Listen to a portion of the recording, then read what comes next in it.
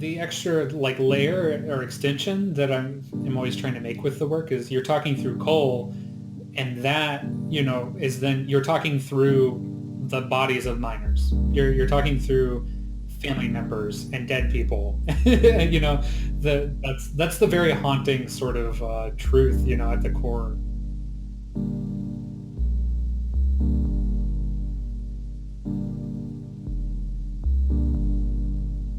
Hey everyone, and welcome back to the Transnatural Perspectives podcast. This is the show where we put nature in focus while sharing perspectives on society and culture across environments and landscapes. I'm your host Josh Bennett, recording live here in Oslo, Norway, bringing you conversations with researchers, artists, activists, and all kinds of other people from all around the world who are here to share their experiences and their efforts, give us some inspiration and some tools that we need so that you and me and we and everyone else can start working together towards a socially and ecologically sustainable future today. As we like to say, we must attack the issues of social and ecological injustice at large from wherever we may sit or stand. The Transnatural Perspectives podcast is brought to us by listeners like you. If you find value in this show and you want to help it grow, please consider sharing this podcast, writing a review, and supporting the show. Head on over to transnaturalperspectives.com to learn more about how you can contribute as a monthly subscriber, as a one-time donor, as well as check out our blog. I invite you to contact me with any ideas you have for the show. If you'd like to be a guest, if you need a writer, or any other tips on further funding opportunities. All right, everybody. So back there in the opener, you were listening to the voice of our guest today, Ernie Roby-Tomic. Ernie is a multimedia artist and researcher who uses, among many mediums and methods, music, poetry, archival research, video game design, GIS, 3D printing, all via the paradigms of Electracy and Verticality, to tell the stories of resource extraction of rural coal country culture in West Virginia in the United States.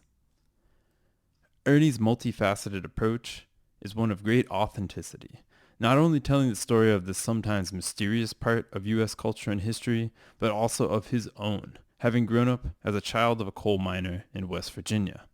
Beyond the personal connection, as we will find, the story of resource extraction and its human and more than human impact is ultimately transnatural, taking its toll on families, society, the natural environment that is both literal and a figurative example of the fatalistic toll of late-stage capitalism on ourselves and our surroundings, to say the least.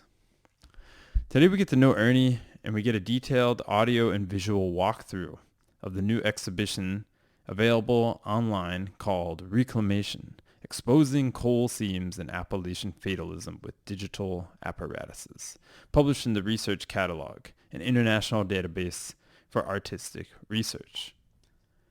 So fasten your seatbelts, everyone, because this is gonna be a doozy. This might be the most experimental episode we've done yet here. Not only is it the longest podcast ever on the Transnatural Perspective podcast, but considering that we're discussing visual art, I've also included the video from our discussion, so you can check that out over on the Transnatural Perspectives podcast YouTube channel. If you'd like to see what we're talking about, check it out over there on the YouTube channel. As well, I suggest that you have a look at the actual exhibit online, take a peek, explore it. So I'll include the link there below so you can explore and really get a feel of how the exhibit works. So yeah, this is a bit of an interactive episode, and I think you can kind of come and go throughout if you like, or you can use it as a supplement as you go through Ernie's exhibit, or you can just sit back, relax, and listen. As always, please send me your feedback, everyone, on social media or through the website at transnaturalperspectives.com. And other than that, enjoy the talk and see you on the other side.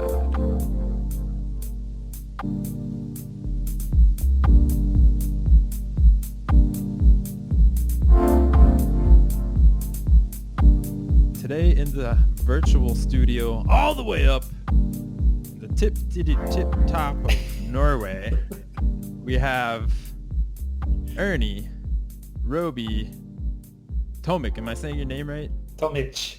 Tomic, yes, that's right. It's actually my wife's last name. That's right. And your wife is Serbian. from Yeah. Serbia. Yeah. Yeah. Serbia, which I've been to before. I'm sure you've been there more than me. But when I think Serbia, the first thing I think about is the trumpets and like the Oh, horns. no, yeah, yeah, And yeah. The Balkan yeah, brass. Did you go to brass. Guca, the festival? Yeah, I went to Oh, nice. I went to the Guca Festival. Yeah. I went to the Guca Festival back in I think 2011, and wow, that was crazy. I was only there. I was actually on a journey. I was hitchhiking all the way from Frankfurt, Germany to Istanbul, Turkey. I was on about a Nice. 5 week journey cruising there, and I had this goal to just be at the Gucci Festival, and I think it's about 10 days, 2 week long festival, and wow, that is a very interesting intersection of all Yeah. kinds of people, sociocultural, political issues, music, art, food. Wow. I did not even realize that we had this to share as well. Yeah, I went a couple years ago when Nicholas and I, my friend that we do Bypassers, our band with, we were touring around France, Serbia, Bulgaria, mostly spending our time in Bulgaria. Mm. But yeah, I made it my goal to get to Guca, and I ended up going alone, just me. I took my Wow. tuba and I went and just went into the festival, and they're all the like roaming, the Roma bands Mm-hmm. who are walking around playing everywhere. And man, they don't always have a helicon or a tuba player, and so they were really excited to see me because I was just a Wow. rogue tuba player. I wasn't with anybody, and so they would just grab me and I would walk around with them and play with them for for hours or whatever. It was a ton of fun. Yeah, Oh, it's a that wild sounds like a time. ton of Yeah. fun. Wow. That sounds. How long were you there? I was only there for a day, like a day and a night. Yeah. Oh yeah, that actually that's that's about how long I was there too. Cause right, it's like this like 2 week, it's like this You forever festival. it's excellent, but honestly, yeah, you kind of get it after, a few hours. You're kind of Yeah, like, yeah, one, I yeah, think I got it. a couple of days. Yeah, more. Yeah, I Yeah. think I was there for literally about the same amount of time, maybe two nights, and that was about enough, Yeah. and it Yeah. was amazing. It was It's a also lot. yeah, It's you get to. overstimulating. I think yeah, very overstimulating, and I think I don't know if it was like this when you were there, but I think that I remember they wake people up when I was there. They wake people up in the Yeah. morning, like blowing up Oh, totally. like Yeah. dynamite, Yeah. and like planes are flying over. Yeah, I and think that's the overall feeling of Gucci. What Gucci is Fest. going So, on? by the way, for our audience out there, if you don't know what the Gucci Festival is, I mean, from what I remember from the Gucci Festival, it's I believe the largest trumpet festival in the world, Yeah, I or mean brass, but trumpet. brass Yeah, trumpet's really, really huge there. brass band festival, especially I guess what we would call like Balkan style brass band music. Mhm. Would you say? We Yeah. And I kind of first learned about it from I go to a Balkan camp on the east and west coast of the United States, run by the Eastern European Folklife Center. And my second year there, we were so lucky enough to have Dimiran Ceremovic, mm, who's from Serbia. He's a Serbian trumpet player and was like the winner of the Guca Festival. I don't remember the year. I'm going to take a stab and say like 2015 or something. But Dimiran is amazing. Rules. His group is some of my favorite recorded Balkan brass music ever. It's the best. amazing. Yeah. And so is this also where you met met your wife at the Gucci Festival? No, she wouldn't go with me. I was there. I was there with her in Serbia, and I was like, I want to go to Gucci, and she was like, Yeah, no, I'm gonna pass. But funny, it was. I wanted to see. I'm kind of joking because that was actually the response that I got from a lot of Yeah, kind of Serbians, like in our age group, or where we're like, oh, that's kind of for like older people, or it's kind of nationalistic, yeah, and right, exactly, there's a lot of. That's why I said it's a very interesting intersection totally, of yeah. all kinds of like socio-cultural and artistic, political ideas coming together in this small town that is Mhm. way too small to fit all the people that are coming to this festival with this river going down the middle, a river that I love the Guca Festival. My experience is good, but I feel bad for the river. The river. Yeah, This yeah, is the Transnational Perspectives podcast. We are looking out for totally. nature here, and that river. I don't know how it is today. I hope it's doing better than it was at that time because it looked really polluted with a lot of Yeah, party favors and totally. waste from the party going down the river. So I'm hoping it's a little better there now. But nonetheless, it was an extremely interesting and good time. So yeah, that's cool. So finding out new things here on the podcast today. Yeah, And so yeah, that's all. so yeah, you play the tuba, and a big reason why I brought Ernie on the podcast today, or we've been talking about this for a little while now, is because we I could say we're friends. We've crossed paths at various places across the earth. Actually, back in my home state of Florida, we first met. Where we were playing I played at your festival that you had in the The moon woods. shuttle. Yeah, The Moon Shuttle Festival, very interesting happening out there in the forest surrounding Gainesville, Florida, a very beautiful place out in Alachua. Uh, and played one of my favorite concerts there ever. It was really fun in the back of an old bus. that was such a good Um, time. yeah, it was a really good time. Yeah, we met there, and then you passed through here to work on some of your art here in Oslo, Norway. Before I'm drinking out of the very cup that you left at my apartment one time. You're gonna tell us probably a little bit about that. So yeah, but I'm not just bringing Ernie on because we have this connection. But Ernie's an amazing artist, amazing musician. I Yeah, love the work that you do, and it's I would say it's very multimedia, multi theoretical, like all kinds. So Ernie, just tell us a little bit about what you're up to. yeah. I've been a practicing artist for, I mean, all my life. Of course, that's usually how that goes. But I studied university, kind of began in like fine arts, sort of traditional techniques as far as like metalworking and printmaking. Was I did my undergrad in, so very hands-on kind of stuff. Towards the end of that, though, I started getting, and I swear this is related, but I started getting really into sleep science and like sleep mythology, and started making a lot of work that started to bring in some more like electronics and digital aspects, because I was really interested in the way that they do these sleep studies, like hooking up electrodes and doing recordings and looking at brain waves and all that fun stuff. But I was also really interested in how that was connected to sort of like labor movements and things like that, and the way that sleep health and behavior, particularly in late capitalist society, which when I say that, I really mean in parentheses the United States, just kind of how sleep health has been eroded. So, this kind of extended once I started doing my master's thesis at the University of Florida. I was still interested in those same kind of things, but I was starting to see the connections back to my roots in Appalachia.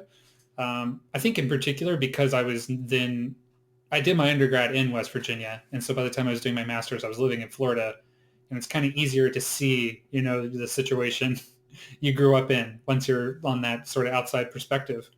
Yeah, So I started seeing all these critical. connections, yeah, about like labor movement and the connections to environment and how, electricity and technology, extraction industries, all this stuff was connected, sort of also back to the way I grew up in the Appalachian culture. So yeah, since then I make work kind of, it is kind of hard to define by genre or material or anything, because often it's kind of more like I have an idea and then I go execute it however, I hate that word, by the way, I don't know, I carry it out.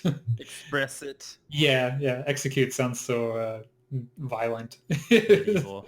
But yeah, however it needs to be done. But lately I've been really interested in using tools, digital media tools. So the way I describe it often is audiovisual. I'm an audiovisual artist, sometimes performance, because I do some things that take place live as opposed to being sort of a product. But yeah, installation. Sometimes I'd like to get back to sort of the traditional handmade kind of stuff, which when we're going to talk about an exposition here shortly. There are a couple of I think that exposition is actually a little bit special because it's showcasing a little bit of some of the little bit of physical work I've made over the past few years, because it's been almost entirely performance or digital for the past probably 5 years or so. But I do occasionally get back into some of the traditional studios. Yeah, I mean, I think what really strikes me about the work that you've done, and if anybody's interested, you need to head over to ErnieRoby.com, which I'll leave here in the description of this podcast. Um, is that you combine a lot of things that maybe I'm not sure if that was like your intention at first, but it doesn't. You combine a lot of things that is both like societal but connecting with the environment in ways that we don't necessarily think about in like traditional romantic I idealization of the environment or like Mhm. nature experiences. A lot of the time, and we're going to get into this when we get into your project that we're going to showcase today on the podcast, which is this amazing project that just recently we've been learning about Reformation. Reclamation. Sorry. Yeah, Um, and yeah, like a lot of your work, it does combine this like just it's very human, man. It's like very human. Like we don't think about so much all the time of like work and working with things like of places where you grew up in, for example, like as you get into with like the coal and the mhm. coal industry and things like that, these kinds of themes. And this is not stuff that we normally think about when we think about nature experiences, Yeah, yeah. you know. And the truth is that maybe outside of the romantic or like post romantic uh let's say west that we live in now, where even here in Norway, I'm sure you've seen here in Norway, there is just so much romanticization of Hmm. the nature. And Yeah, it's a good thing. It encourages people to totally. get outside, to like enjoy themselves, and there's lots of beautiful relationships that people have with the natural world. I mean, I say the natural world like with quotation marks because Yeah, we are part of the natural world. sure. But but uh but there's also this like really, I would say, kind of dark side. I don't know if I want to polarize it in that way. And I think but there is this There's a is the polar side that night, right? yeah, exactly. This is the side that on this podcast we're trying to, I would say, expose a bit more Mhm. of, all of the different facets outside of this like romantic kind of just like big mountains, beautiful rivers, like all kinds of stuff. Because I mean, as you're going to show us like in your work with the growing up around the coal industry, um it's something that all around the world people are experiencing. These Yeah, interact and that interaction with nature and having nature experiences is around us truly all the time. It's not this thing that we just go to. Every time you put on a piece of clothing, every time you eat a piece of food, whether you're connected or disconnected from it, you're having some kind of nature experience. right, right. Yeah.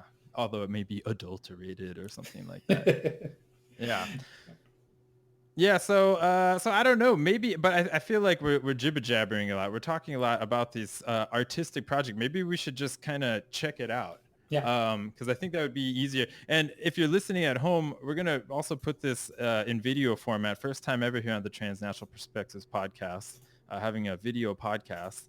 So if we're gonna do our best to describe what we're doing, so people who are listening can understand. But at the same time, if you want, you can go over to our YouTube channel and check that out, the visuals that are going to be going along with this. So, Ernie, where do we start with this project? Yeah. So, I think the first thing to mention here is just that this exposition was published by the V's Nordic Journal for Artistic Research, which I was very honored to be a part of. It's amazing. This is an issue 4. This is a newer sort of web-based artistic research journal hosted on the Research Catalog platform, um, which is sort of a collaborative effort between several universities to democratize artistic research. And it's a platform built sort of around um, sort of experimental like web page building, to put it as simply as possible. Basically, it's got a lot of sort of drag and drop visual tools so that people who are not necessarily code savvy can build out their artistic expressions and research in sort of inventive ways. Um, so the exposition itself is titled Reclamation, and this is a reference to sort of the content of all of this work. So I spoke a little bit about how I was doing work about my roots in Appalachia, my relationship to the coal industry. My father was a train engineer. Um, so throughout my lifetime, he was either working with the coal industry or the timber industry. So doing some kind of extraction. It just depended on what was making the most money at the time, because those companies would close down a lot. If you don't already know, the coal industry and everything is a very profit driven business, but it doesn't go back, to the state of West Virginia or the people who are really driving that workforce. And this has been a point of contention in the region. And, I'm always specifically talking about Appalachia here, but you can look around the world and see very similar phenomenon. Basically anywhere that there's mining, there is exploitation of labor happening. So reclamation is about a point in the process of mountaintop removal mining, MTR for short. You'll hear me call it a lot. This was something that started in the 1970s and is particular to Appalachia. So I'm really interested in this particular phenomenon. And it is specifically a type of surface mining. So instead of going underground to extract the coal, they go from above and they blast the tops of the mountains with dynamite and push it into the valleys, push the debris into the valleys and extract from above. So literally eradicating the mountains. So reclamation is the phase of this process where the coal company is held responsible for restoring the land after they've finished mining the coal to its former state. And the parameters that they set around that are predictably, the bar is very low. Usually they spread some grass seed around and they say, okay, there it is, but now there's an entire mountain missing. So obviously, so the word reclamation is very loaded to me in this sense. But this project, the reason I use the word is because the project is about pulling the 3D topography, these like geographical maps from Google Earth servers, their GIS data, it's geospatial imaging that they have of the sites, using some hacker technologies to get these 3D models of the landscape and to create artworks about the land that's being erased, reclaiming it sort of in the name of Appalachia or, the people living there, to kind of talk about what's happening there, using the land itself and this data, which is sort of showing us some interesting truths in its own sort of abstraction of form about the land through the process. So it's really about reclaiming the land to tell our story as it's being erased. So it's all very connected to my personal history, growing up in the region, my father being involved in the industry, and also like my own upbringing in Buchanan, West Virginia. All of my friends are all radicalized, I feel like, because of these environmental issues. And through the years, there's been a number of protests or things involving West Virginia is just sort of always been about standing up against things like this in different ways, like the teachers' union strikes that happened a few years ago, the labor movements or about the coal miners rising up against the operators, so there's this streak that I think also runs through us who are sort of later generations who are experiencing the effects of these operations later on in different ways. That gets expressed, I think, a lot through art, actually. We had a really strong sort of punk music community. And yeah, everybody's just been very big on sort of getting involved in these kind of activist activities centered around these issues. So this work is kind of a continuation of all of that. Amazing. Yeah. I mean, I don't know if you're going to get into it, but yeah, I'd be interested to hear a little bit more about, yeah, I think you'll get into it here now about the, context of Appalachia and West Virginia and, the coal mining and how long that's been going on especially for our international listeners that like don't Yeah, know I mean, much it's about this. if you're it's really the entire identity of the Appalachian region, which the mountain range actually begins. Um, even, I mean, I think even the trail technically ends in North Florida, which is really interesting. This Yeah. was something that Mhm. that I was really kind of shocked by learning was that the sort of limestone sandiness of Florida is erosion of the Appalachian Mountains clear to the south. So, in my mind, it's still the Appalachian Mountains. It's just much shorter Yeah. and And I mean, different kinds if of I'm not, piles. I think I remember I've seen these maps of the Appalachian Mountain Range and how it's like receded and like it came Yeah. back and went up again. And it's one of the oldest mountain ranges in the Yeah. world, right? Yeah. Carved by glaciers. Yeah. Older than the Rockies. I couldn't tell you if it's the oldest in the world or anything like that. I feel like it's Mhm. not the oldest, but it's definitely one of the oldest. I just remember I used to live in Asheville in North Carolina, and they would always be like, "Oh, this used to be bigger than the Himalayan mountains at one time," something Yeah. like that. Yeah, Yeah. so yeah, Yeah. but I've So seen these old maps where the mountain range actually yeah. used to go into Florida too. Yeah. Yeah. Yeah, so like North Florida is really where, the kind of range really dies down up through Georgia. So all the way up through the eastern United States, kind of just a little bit before you're getting to the East Coast, all the way up through into Canada. So it's a really huge range. Um, and as far as states go, West Virginia is one of the only that is like completely embedded in the mountains. There's no part of Mm, it that's not in the Appalachian Mountain Range.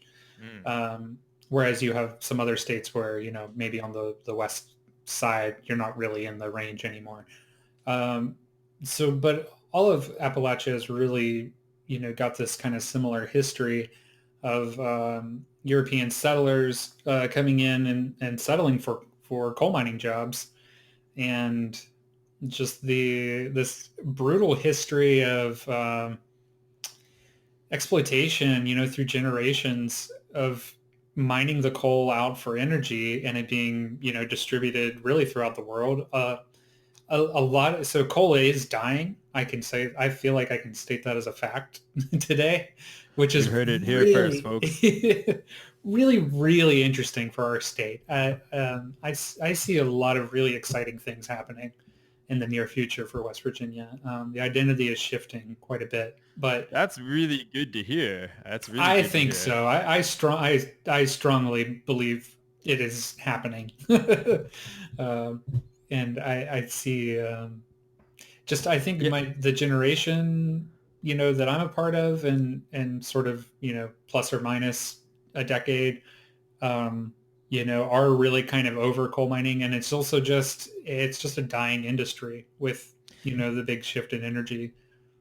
and I think just to add, I think you might want to add on this too, is that coal for people who are listening not in the United States, coal's been such a huge political issue and Yeah. like I would say the past on a national level in the United States for like the past 10, 20 years probably, because it's been very widely spoken about, like during presidential debates and all this kind of stuff. And I think, is there any like truth to that? Would you say that, coal miners and like coal mining culture has been in a way kind of what's the word, like it's been very, like it's been political for a long time, but it's Oh been yeah. like politicized in the national eye, like in the Yeah. national perspective.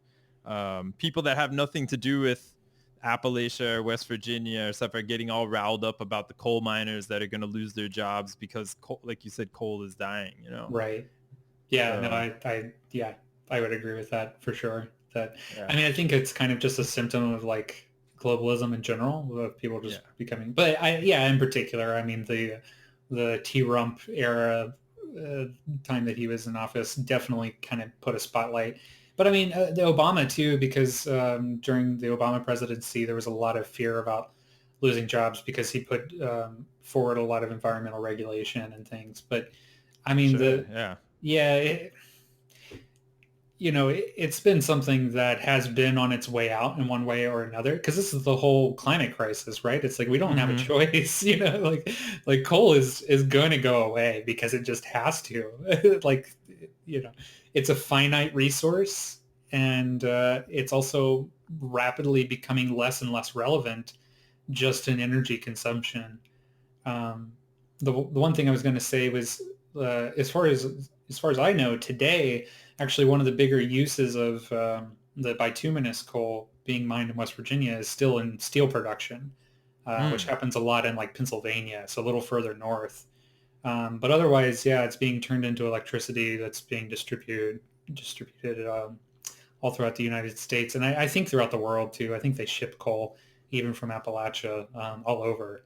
So the region itself has been kept pretty isolated and impoverished for generations, and I mean it's Mm. still really that way today. And it's one of the, like, my own family, like, my father worked for the coal industry, which, in the region meant you had a good job. So we're, one of the families probably who are not doing so bad financially, but like compared to outside the region, it's still like not even a living wage. And my father's job was also very tenuous. Like sometimes basically the industry would shut down for one reason or another throughout my upbringing, and so he would, like I said, he would shift to timber or something like that. Kind of doing this, actually, literally doing the same thing. He would drive the same train engine, which was called Old 113, this locomotive. So sometimes it was hauling coal, sometimes it was hauling timber. And the timber industry is like a whole nother thing in the state that's very similar. It has some similar environmental issues, but coal has been um, such at the center of like West Virginian identity and Appalachia too for a long time. There's a lot of pride in coal mining, and that's kind of part of what this work is about. When you see the kind of subtitle of this, because every good paper or exposition, whatever, needs a colon and a subtitle. But exposing coal seams and Appalachian fatalism with digital apparatuses, and it's this fatalism of what I'm talking about, because the coal mining job is also very dangerous, and so there's kind of some machismo culture sort of wrapped up in that, like going underground and maybe not coming back out. Mm. And it's very sad and somber um, kind of way to live, of uh, being, making your body available to be discarded for this industry that does not give a flying fuck about you or your family. Hmm. And that's what a lot of the labor movements, have been about, of these people really sacrificing their lives to do this job and then being treated so poorly. So that's where you get things like um, the Battle of Blair Mountain or Matewan, where, I mean, they're actually, picking up guns and shooting at the militias hired by the federal government and things like that. At Matewan, the United States government actually, had a hand in bombing people in West Virginia, which is why that battle is such a is on the map. But yeah, this whole project too is about sort of like, I grew up in this region and didn't know any of this. You know, we even have West Virginia history classes, which basically just teach you about Civil War, because that's the only important thing that happened in the last, 40 years, 50 years. Doesn't make any mention of coal industry or the labor movements or all these really important things in our identity. So it was kind of very shocking to me later on to start learning about these things. And some of these sites that I explore in this exposition, Cayford Mountain in particular, was sort of like the site that really, drove this whole thing home for me, where I really kind of learned and came to terms with the whole problem of mountaintop removal. Yeah, and I think as we'll get through it, I think there's a lot of metaphors within this like very specific example of coal mining, and the relationship between the natural resource, the worker, and the capitalism that can be pretty transferred to a lot of other situations. Totally. It's a big real life metaphor. Yeah. So, and just for anybody, we're going to get into it now. So anybody that's just listening along here, I just want to try to describe like the aesthetic of this piece. And you really should go on the website, which we'll put in the description, to check it out yourself and play around with it. But I mean, I love the color scheme, and I know there's a story behind that. You can tell us, and you can tell us about it later. And I also have to say, but it's almost like we're in like a kind of like a video game or something like that, Yeah. like an old school, I don't know, Commodore. If anybody knows what that is. Anyways, Yeah. please walk us through.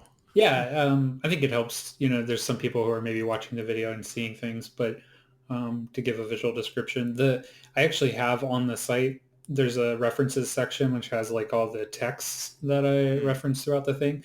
But I had a style guide. Coworkers pneumoconiosis, which is the scientific term for black lung, which you've probably heard of before, which is when coal dust minerals actually get into the lungs. There's this visual of a microscopic image of lung tissue with coal dust in it, and it actually creates this eerily very beautiful kaleidoscope of color. That's all black, solid black and white, and then like hues of a light pink and purple that's all swirling together. And so I kind of used this as my, I literally like eye drop, pick colors out of this map for the colors. But the styling, some of the frames and the, like Josh was saying, that it feels like an old video game or something. Part of what I was talking about growing up, in the era that I grew up, I was born in 1988, and we lived on a farm, and so we had like the true sort of Appalachian upbringing of like living on a farm, and Dad worked for the coal industry, so I got both like the agrarian sort of thing and the industry, which is really interesting. But Appalachia has a very rich oral history with stories and storytelling and songs and all these things that people sort of love to celebrate or study.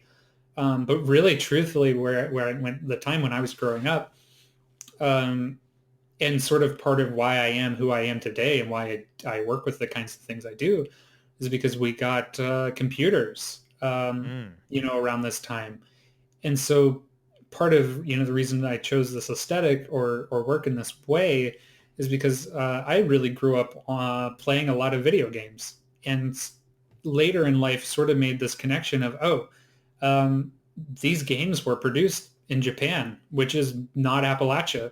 So a lot of my sort of I want to say my politics or like belief systems are actually probably more largely based on like lessons,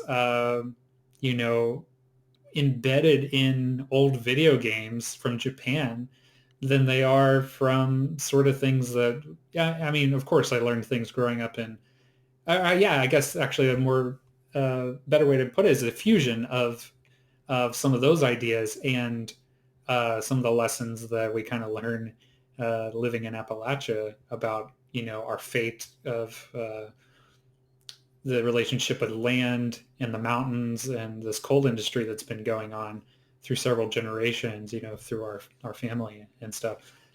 Can you, that's very interesting. And I mean, it sounds to me like you developed some sort of transnatural perspective between video games and coal mining, which is Yeah, right. exactly Totally. what we're here talking about. But like, Yeah. not to go off on too far of a tangent, It's but all tangential. So it's just a big, this whole thing is a beautiful tapestry of tangents. yeah. But can you think of any like particular lessons you drew from these video games that you would classify as like particularly from these like Japanese made video games? I have some other work that's not really here, but Mm-hmm. I've done some things like, because I grew up in particular 1988, right? Mm-hmm. Nintendo Entertainment System. I mean, that's Oh yeah. like the thing that households had before, even before we had a computer. We had an NES, and so a lot of those games are story-wise, very simple. But there are Mm. some kind of interesting things, once you get older and you can kind of break things down more Yeah. philosophically, there Mm-hmm. are some interesting things that emerge out of some of the graphics and things. And something I always found really interesting is like Mega Man or Ninja Gaiden or something like this. They always have like cave levels or levels that actually are mines and show mining, and that it highlights like this is a fantasy world, right? And they want to put the player in these very dangerous situations, and they're like, well, let's stick them in a mine, and like there's some subtext there of like Mm. this is something that the world views as like a very dangerous place and a very dark place where like bad things happen. So, there are some things as simple as that, even being like a small child playing very simple games. The next thing that immediately comes to mind, and this is probably something maybe more listeners can relate to because it's widely popular, would be Final Fantasy VII on PlayStation. Sort of follows a story, at least in the beginning, about these like eco-terrorists who Mm. are blowing up these factories that are sucking the life force out of the planet to create this sort of metropolis city. And Mm. there's even like a coal mining town in the game that Wow. strangely, I mean, it feels like they took a trip to Appalachia or something, Wow. um, and researched it because there's so much sort of synergy between what happens there in the narrative and the sort of things that like I could, that I would see around me in this space. So it is interesting because these um narratives are foreign and global that were, coming to my living room in rural West Virginia. But there were still these connections and, getting older and kind of starting to see it more and more. And that's why, I do talk about this. It is in particular about Appalachia, but there are like global themes, just like you're saying too. There's a lot of relatable content when talking about these problems. Absolutely, and that's what I find really interesting too. I mean, it's obvious, of course, these things are happening in United States and Appalachia and stuff, but you know, so much of like popular thought is that like, oh, the beautiful mountains of Appalachia, like, so, or the Yeah. beautiful waterfalls and all this kind of stuff, and oh, like over there, in some faraway land, that's where the factory is collapsing and like all the people are like struggling over there. You know what I mean? On the other Yeah. side of the world. And Yeah. yeah, and you make in this work you make a really strong uh visualization and textualization of this connection. So Yeah. just tell us a little bit about maybe like the basis of the specifics of this project and like some of the theory behind Yeah. Yeah. reclamation. So, past the sort of first landing page, this is like a title page or whatever. And then Mm-hmm. before you actually enter the exposition, there's sort of I wanted to set up some precedents to kind of give you an Yeah. idea of what I'm talking about or why Mm-hmm. why it is set up the way that it is when you go into the actual exposition. Mm-hmm. So I talk about everything that we've kind of already covered here about mountaintop removal, and a little bit more about sort of the process of these works, which is involving using this script that was basically developed by like video game modders. The particular like tutorial that I followed to get this thing working was specifically aimed towards like ripping 3D models out of World of Warcraft. So like people are what they're doing is they're interrupting. So like video games that are hosted online or anything that has information. I mean websites, but in particular we're thinking about 3D models because we're thinking in that dimension. Um, it's hosted on a server somewhere, and when you load up the game, that server basically sends over that information. This is very familiar territory for all of us who are like watching Netflix or whatever these days, right? You're streaming from somewhere else. You're not actually downloading and holding the content on your local machine. It's being streamed through the internet. Um, so a lot of the time, you don't own or have that content. You don't have the 3D models. You're borrowing them. So this script, though, is able to. It's actually called GL. OpenGL is a like 3D graphics language that very commonly used by a lot of applications. It's sort of a standard. The same way you have like I don't know Flash or JavaScript or something, so that there's kind of a standardization across different software. But it's called GL intercept because it actually it intercepts the data as it's coming from the host server computer into your computer, and then you actually can grab and hold that model, right? Like you can do something with it. It's on your machine. You have the data outside the user interface that it's intended to be experienced through. So Google Earth is actually no different than, say, World of Warcraft. If you're looking at Google Earth and you want to zoom into a spot and see like the 3D topography there, same principle applies. You don't have any way to sort of extract that 3D model except through hacker technology, basically. So, and it was really interesting to me. I started back before all of this started, I was looking on Google Earth and I was looking at all these old sites that I knew, Cayford Mountain and the Sago mine and some of these other things that show up in the project. And my mind was blown at the level of detail in the topography on Google Earth. Because if you go look in other areas, it's just not, the fidelity isn't as high. And then I learned, that Google Earth has a high fidelity GIS data of this region for a few reasons. One, first of all, it's just if you try to 3D scan or define something that has a lot of edges, like a mountain, you have a lot of data to show. But if you were trying to show like the Midwest where it's all flat, there just isn't much to show there on a macro scale, right? So one, you've got mountains, so that helps, first of all.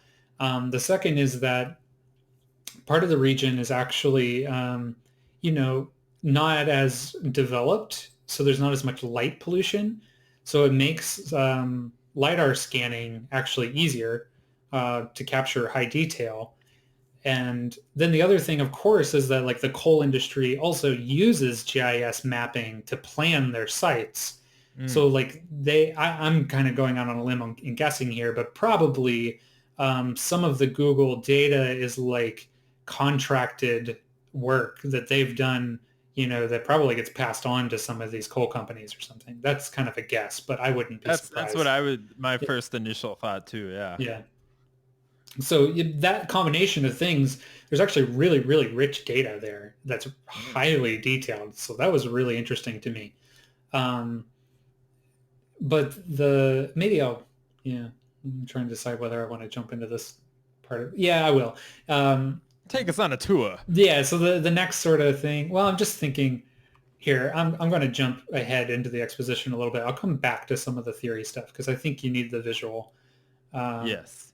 Tell us a little bit about some of the visuals we have here, and then we'll go deeper into the theory behind them. Yeah.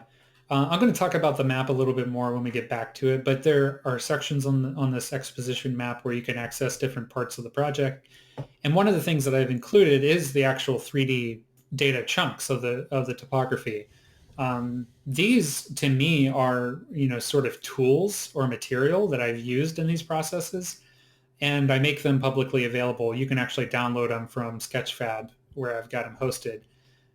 So right now we're looking at one of these frames I have on the exposition showing one of these data chunks. And you can actually see at this point that I have it looking at, this is Cayford Mountain. And the detail is so well defined. You can actually see the roads that the trucks take to get into the surface mining site. So it's really, really detailed. And then you can also see the mountains, the topography around it. So the way this script works is you select a location. So I chose Cayford Mountain, and Google Earth flies me there. As it's going, the 3D data is coming in. For those of you out here who play video games or look at 3D models, you might have ever noticed sometimes like a model like changing as you're looking at it, like becoming more defined. Like maybe at first it's very flat and looks kind of wrong, and then it sort of suddenly pops into a higher definition. That is basically a rendering technique because we prioritize with what we're seeing, what is most important to define the fidelity. So things that are further away are going to have less fidelity than things that are close up. So this script, the point where you point it at, you're going to get really high fidelity. And then, interestingly, it has this sort of cone of vision because this 3D model that we're looking at, if you kind of take it at this perspective, if you imagine we're in Google Earth and you're flying into this spot that it's trying to show you, in Google Earth, you're probably going to be seeing something like this. So you see like the point, and right now we're zoomed up really close into the tip of this 3D model.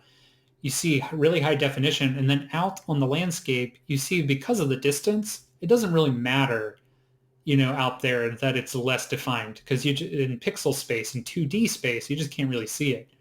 But once we actually extract the model and look at it in the way that it's rendered, you'll see that out on the periphery, away from the point that you've chosen, the topography becomes less and less defined because of the graphic rendering. Because the way the script works is it's essentially a snapshot. You're capturing a moment in time while the data is transferring from the server to your computer. So the first time that I saw this extraction, that I got this 3D model using this script, this immediately spoke to me because you've got the high definition of the Appalachian Mountains, which are rugged, pointy, very beautiful mountains.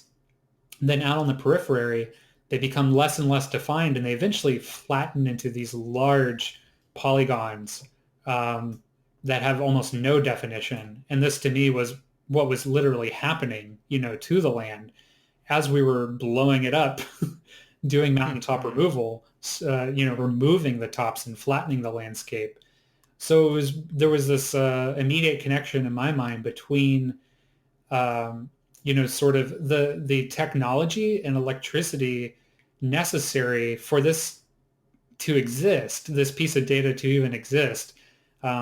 The GIS, the LiDAR scanning, the servers, Google, all of this stuff comes from the coal extracted from the land. So it was wow. When we'll talk, maybe we'll get to it. Part of the theory is this idea of consults. So like things speaking to you, or you just getting a feeling about something. And this is something we can all sort of connect to in our lives when you just kind of get a gut feeling about something. And this, to me, it was such a poetic, piece of the world that was sort of this piece of technology and digital electricity that was saying this is the land through Wow. the rendering technique, but it was also representing, sort of what's happening to the actual matter in the mass of the earth. So Hmm. that's kind of the starting point of this entire So project. that was like that was the inspiration kind of Yeah, wow, okay, that's amazing. That's an yeah. amazing trail to a conclusion like that. Yeah, there's a there's a lot. We'll talk about as much as we can, but it's a you know yeah, it's a lifetime of work pretty much. Uh, Yeah, well, and actually, and that's what I think is amazing about this project because I've been through the whole thing now. I've scanned through the whole thing. I've read all the stuff, and it really is. This is kind of why I didn't try to do the whole "where you from, how you doing" thing in the beginning of the yeah, podcast because this tells the story in many ways, yeah, the story of your life. yeah. It really is. Yeah. Yeah, So if you and want up to to get this to know point. Ernie really well, Yeah, just check out this, listen to this podcast and check out this website, and you're gonna know a lot. So yeah, okay. yeah. So the second half of this Yeah. page, there's all of this, right? That's connected to me personally. Um, but something that I find really helpful. My time in my master's program at the University of Florida, working with Jack Stinner and Gregory Ulmer and Anthea Beam on my thesis project, which is very much connected to reclamation, but is a different sort of expression of it. Um, but it comes back to Gregory Ulmer's theory of electracy, and he's a self-proclaimed sage uh, who writes these books. He was an English instructor, um, and it's really a lot to try to pack into a podcast, Mm-hmm. or even 7 or 8 books, or it's like one of these things that's so dense. But the sort of core of it is electracy is to digital media what the written word is to literacy. It's an apparatus. Like electracy is the apparatus for us understanding images. So um, he kind of breaks things up into these different epochs of orality, the time where we told stories and invented language as a way of understanding and communication, which gives us pretty much religion as sort of the center point of that era of human history. Then after that would be literacy, the written word, scientific method, symbols, these kinds of things, which are a type of image. Um, and that, gives us science really at the core of humanity. And so his books now are about electracy in the current epoch that we're in, which is very much, time-based media, the internet, metadata, image ontology. So all these things have to do with sort of this new emergent sort of way of communication, which we are all very actively participating in today. And according to Ulmer, we are currently sort of inventing um, the equivalent of like the academy for literacy, right? Like we have to um, sort of create like digital literacy.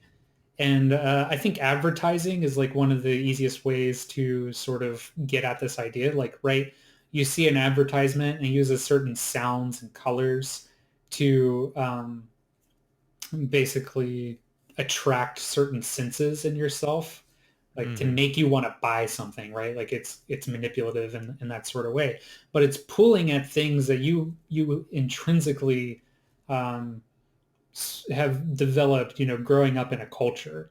And so advertising is a good example because it's a digital media that is aware of your desires, right?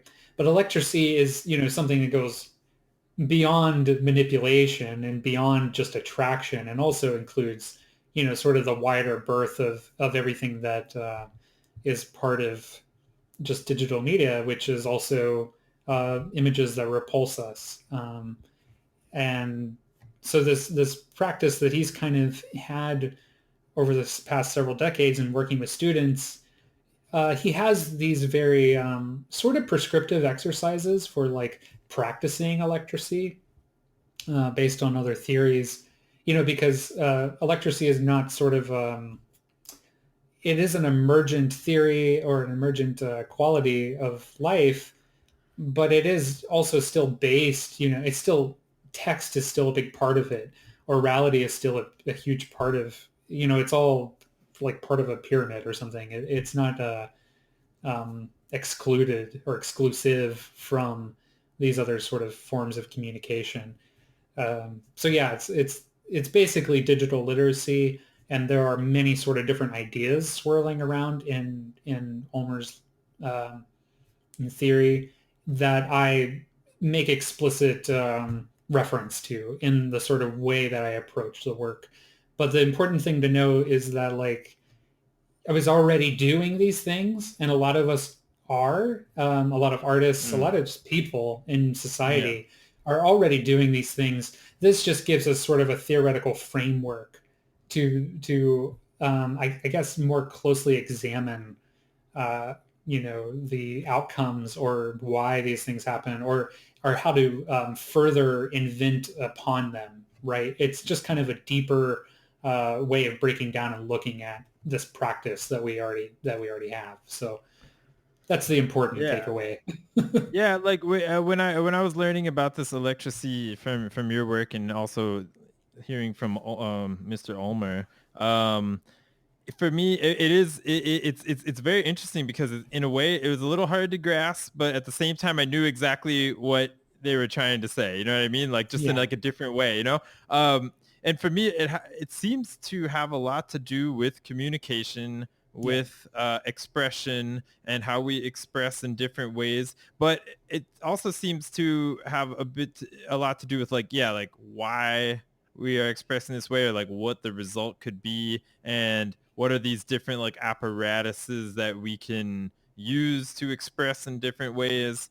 And like I guess, am I right, like electricity or like energy as the apparatus itself of expression? Yeah. Right. Right. Yeah. And that's why like I think me like my jumping into Ulmer's theory and working with him, like all of these ideas in and of itself in the society we live in is of course relevant and interesting, but I immediately saw the connection to, the production of electricity, right? And the coal mining and all this stuff that happened in my life. And the way that, you don't have digital media without the coal mining and without the labor um, movement and all of these things. They're so deeply connected. And so that's where I've Yeah. kind of take his theory and run with it, in my own. And we use this word heuretics, it's the logic of invention. A big part of electricity is sort of, it's, like you said, it's very dense, and like reading about it, you might be a little, it's one of those kind of theoretical frameworks where you're like, I'm not sure I completely understand that. And I just want to give this sort of reassuring, it's not really something that's meant to be processed in that way. Um, Electricity is very much about sort of absorbing, what Ulmer puts forward and then inventing out of that, whatever it makes you think of is the quote unquote correct. There's no Hmm. sort of correct or incorrect response necessarily to the theory. Well, yeah, it's Yeah. like I mean, I think I mentioned earlier, yeah, it kind of reminds me of this again, also kind of like theory, but it hasn't been completely proven or anything yet, idea of the intra-indigenous consciousness, which is very much reliant on the human body as like a machine, and how our human body might be used in its like innate state, like say like hunter-gatherer state or something like Yeah. that. Yeah.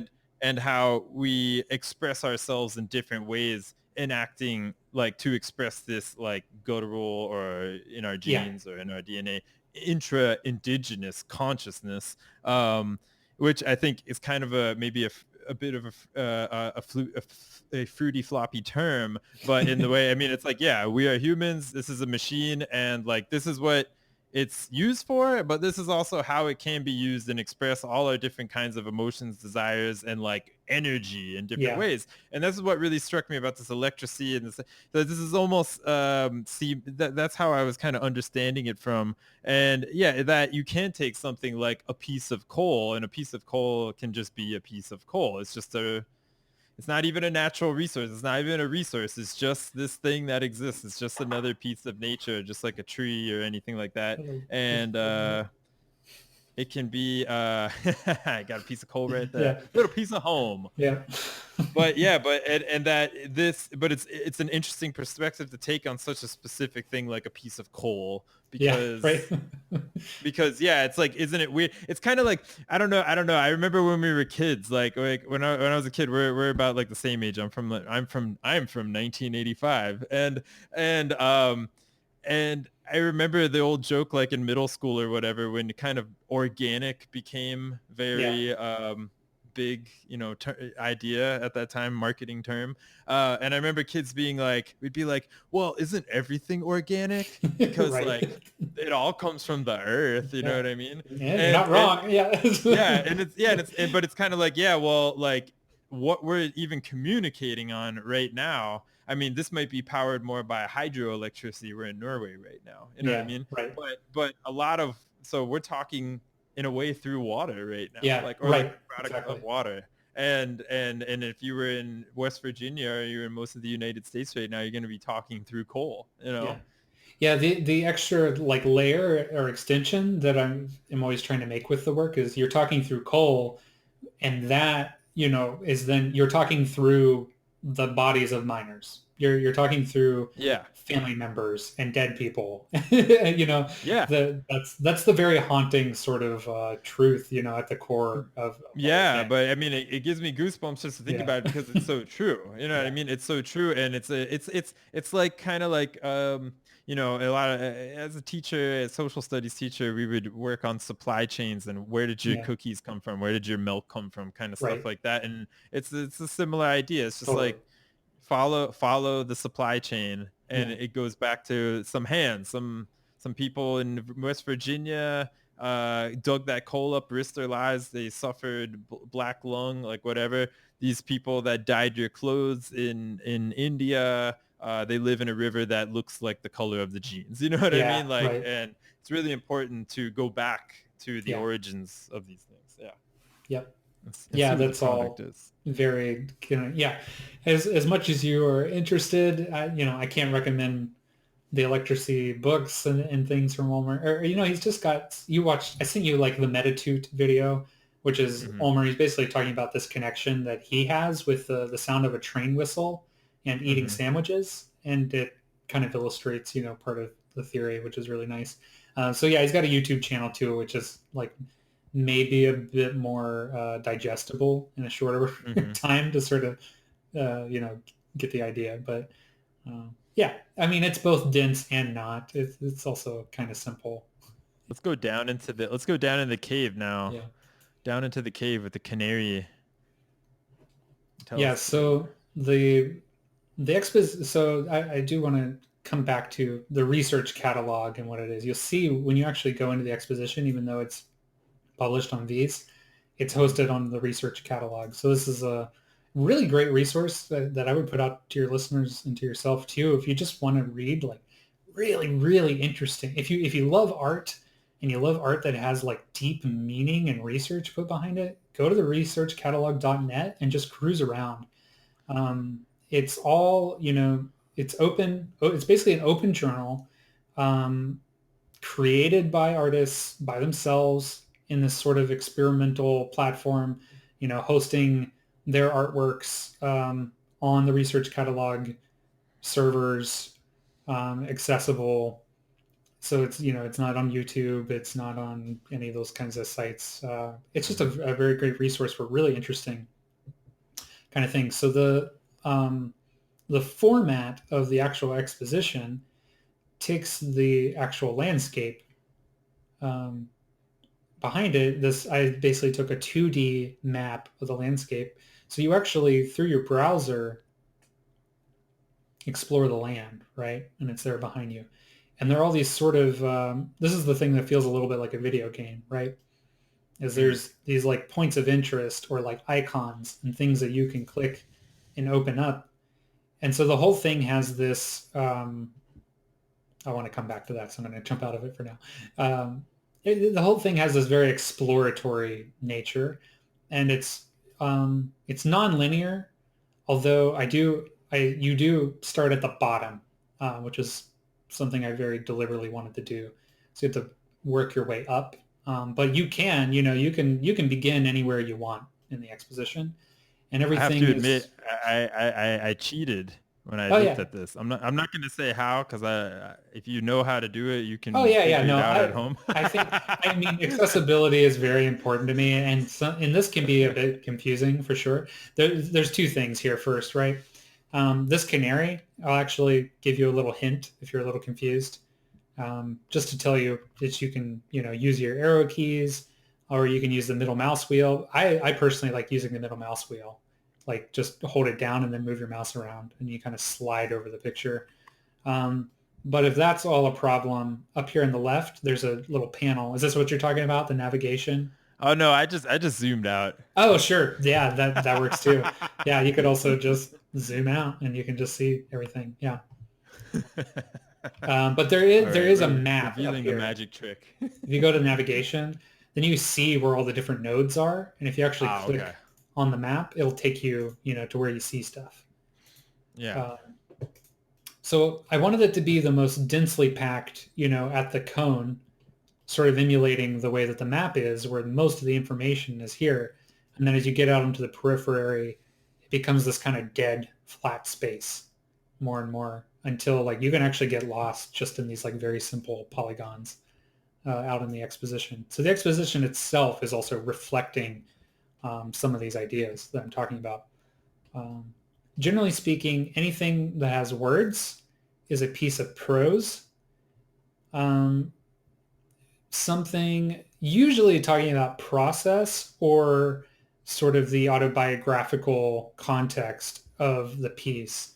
And things are located to each other sort of relationally, like subtractive manufacturing is the name of this piece and talks a little bit about the process and the location, which is the Kayford Mountain.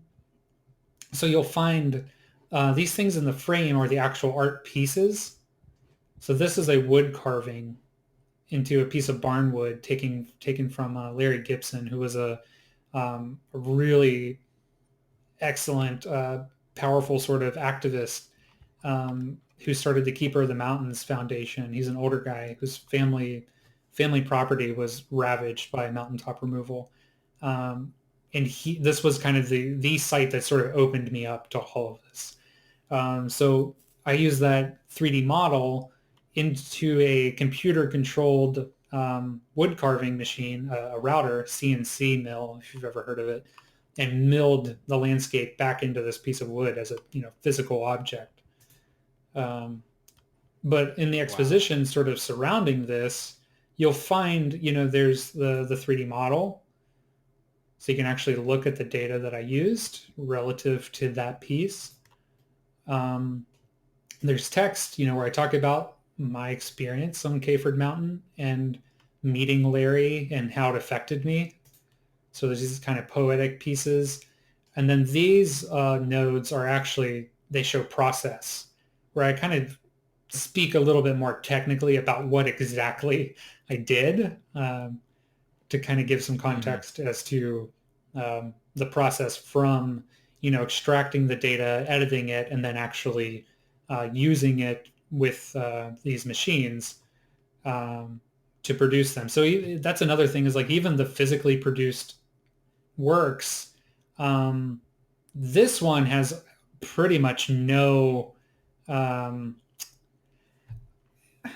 I don't want to say human hand in it because that's not true because you're obviously like, I changed the bit in the CNC and I put the wood down and I can programmed the computer and whatever.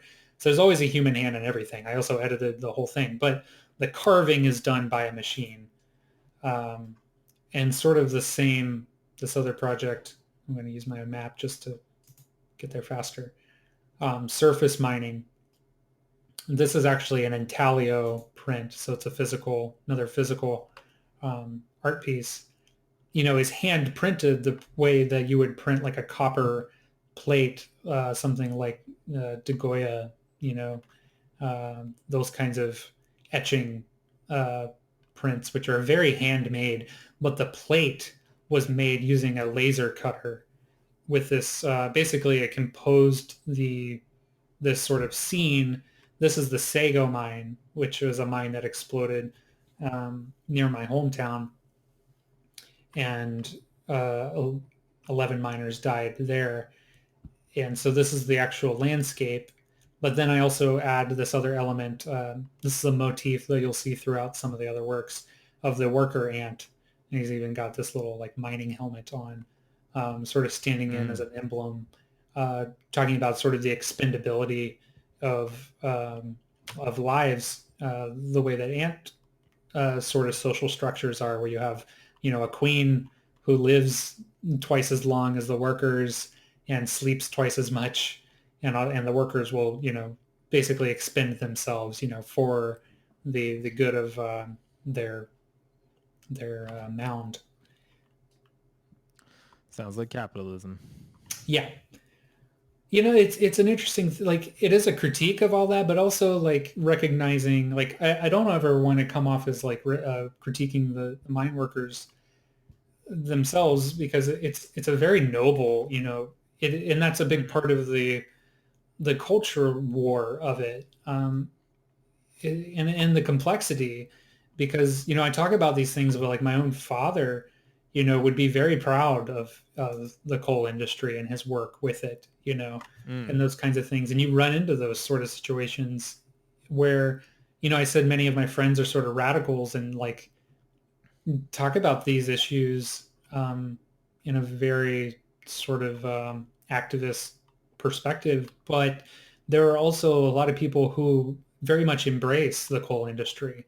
And it's such a big part of the cultural fabric there. It's very, very complex, sort of navigating. What is like the response, like, for example, from your community or family or other, co-workers to the radical, like, as you say, like the radicalized generation who's kind of in the post-coal era? Yeah, I think like when you talk about it that way, I would give the example of I can't remember the year now, but I'm going to say like 2011 or something.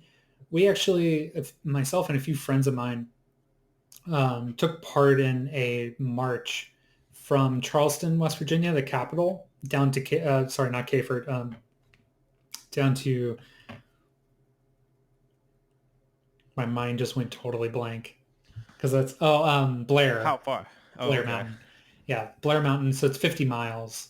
Okay. And this was it was a recreation of a march done by during the labor movement times of these. Actually, the term rednecks. Have you ever heard that? Rednecks are actually, if you don't already know, they are the people who were revolting against the coal operators and wore these red handkerchiefs around their necks. So it's kind of an interesting flop of that term, right? Because I think we have a very different association with it. Yes.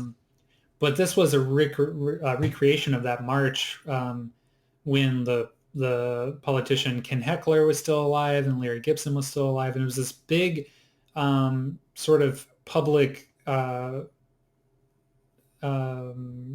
activist sort of thing, drawing attention to this problem where one of the coal companies was trying to remove Blair Mountain, or actually did get Blair Mountain removed off the National Historic Registry so that they could mountaintop removal mine it. And it's a historic battle site. So they were literally trying to wipe history off the map. Wow. And we were trying to draw attention to like sort of the, to the mountain itself, but also the sort of ongoing legal battle to keep it on the National Historic Registry to preserve the mountain. But when we were marching through the local town on our way to the mountain, lots of opposition from the locals. I mean, they hated us they wanted the mining and the jobs to come. So it was very contentious. But I think where I thought that question was going, which you were going to ask, is like when like my artwork, when talking about these things, when it reaches people in those communities, what their response is. And I think it's really interesting because when you sort of face people with, I think this is the powerful thing about art, they see it better than when you're marching down the street carrying a sign, telling them what to do or whatever. Like I said, West Virginians kind of have this revolting gene, not revolting, revolutionary gene, where they kind of, we stand up for shit that we see going wrong. And I think a little part of that sometimes is just that sort of reactionary, like, oh, you're not going to tell me what to do, sort of thing. But I like to perform disaster ballads, music from this era, sort of talking about like different mine explosions and disasters. And, when people are faced with music or with fine art, talking about this subject, I think generally, in my experience, they see it much more clearly and they kind of can get on your side about it, or at least see it from your perspective. I think it opens, it's a different kind of opening where folks who are seeing it aren't necessarily going to react in that sort of knee-jerk way that's so embedded in the culture to, want to protect this part of, Appalachia's history. Yeah, it is a very interesting point you make too about different approaches to, I guess we say different approaches to activism.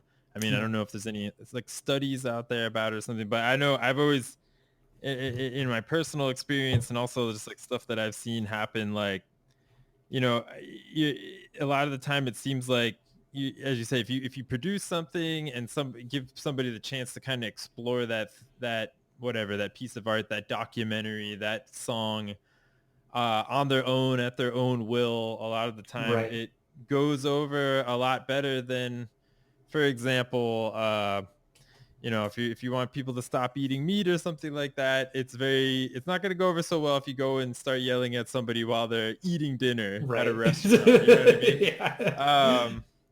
I mean, it depends on how you look at it. I'm not going to get into it. I mean, direct action sometimes is the best action.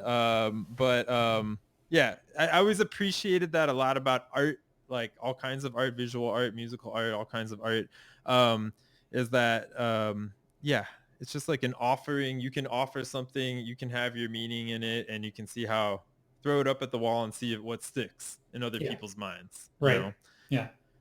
Yeah. And, yeah, but it's funny when you say about the, when you tried it, when you did the march, there was a lot of pushback, but it seems like the, freestanding art pieces are kind of a bit more, well received. So, And also what I was trying to say too is like they're critical of like this work I see as more critical of like late capitalism and more critical of the industry and just kind of, critical, they're eco-critical, right? Like that, if you want to bring that term into it. And I think that is, it's not insulting, the personal, because that's not who, and that was what we were always saying. We were walking through the town is like, look, we're not yelling at you, like we're not mad at you people living in Blair, like y'all are fine. And it was interesting because they would yell things like, go home, hippie, or, like go back to where you came from. It's like, I am from here, dude. Not from Blair, but, from the state. And, it's the same pretty much everywhere. And, yeah, I was like, no, we're from here. We are you. We are West Virginians. Like, we didn't come from out of state to like come and ruin your lives. Yeah.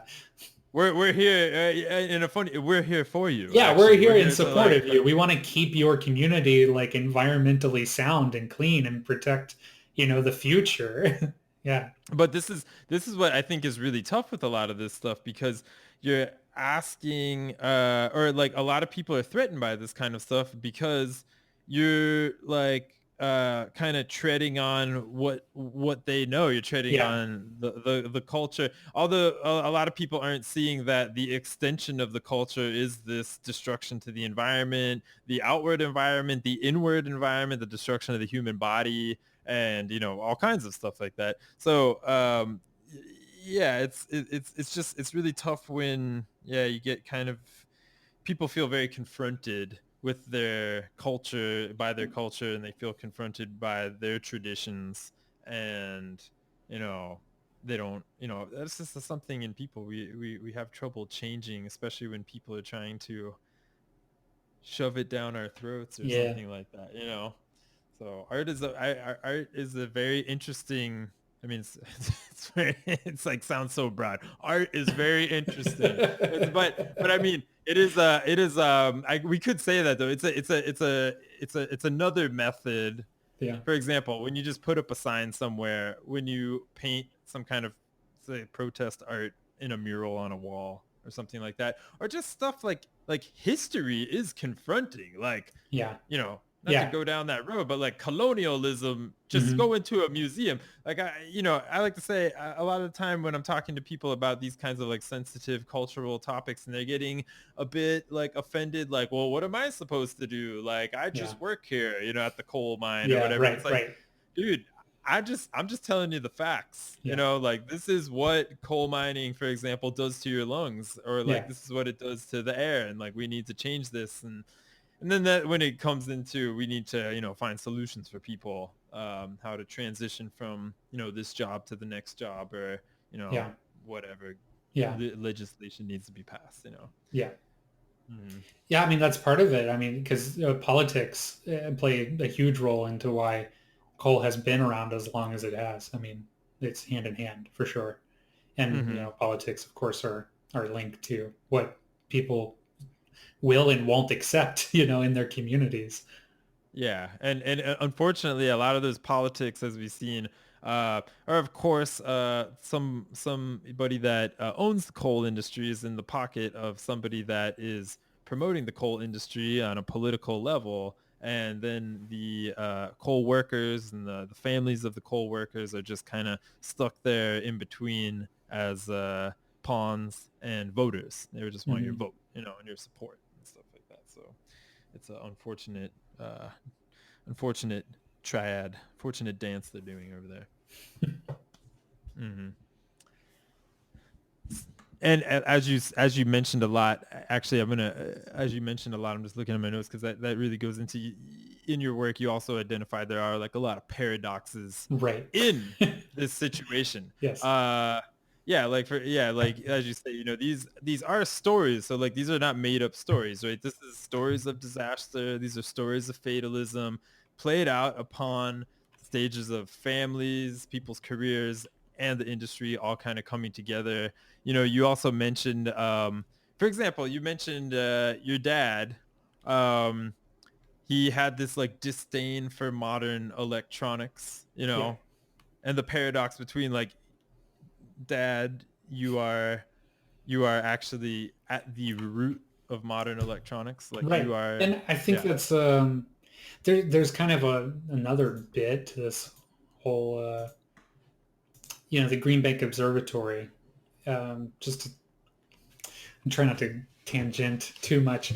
There's this other part of the state, right? Like so much of our identity is coal mining, but something that also really interests me is we have the Green Bank Telescope, which is this radio telescope in the eastern part of the state.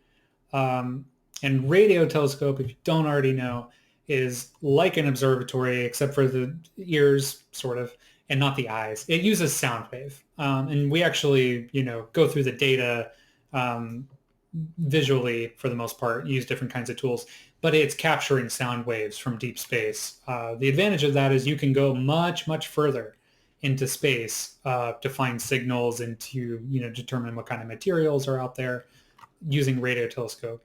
The Green Bank telescope is one of these um, massive. If you've ever seen 007, I think it's in GoldenEye, the Arecibo radio telescope, which is a massive one Mm, that actually recently shut down because it got destroyed in a storm.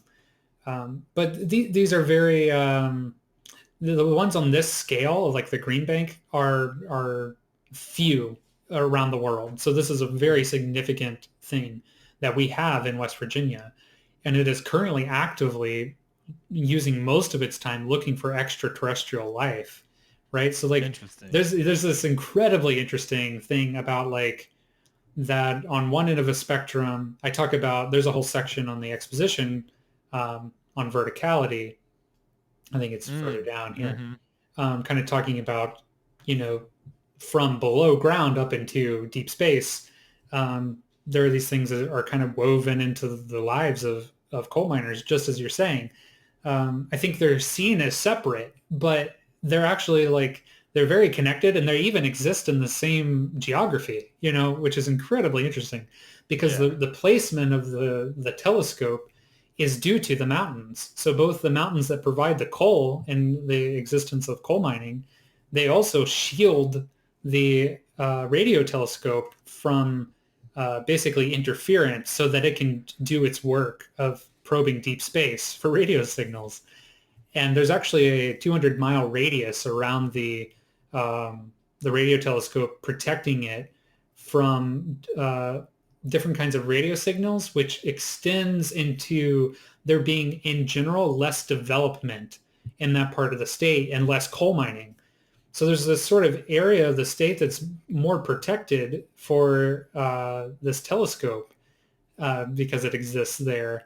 And you get this, you know, sort of other culture of people who are also really stand in this interesting kind of gray area with technology, because they're both like, they're using the radio telescope scope, which is highly advanced and doing something, you know, trying to achieve a human goal as lofty as like make interstellar contact with extraterrestrials.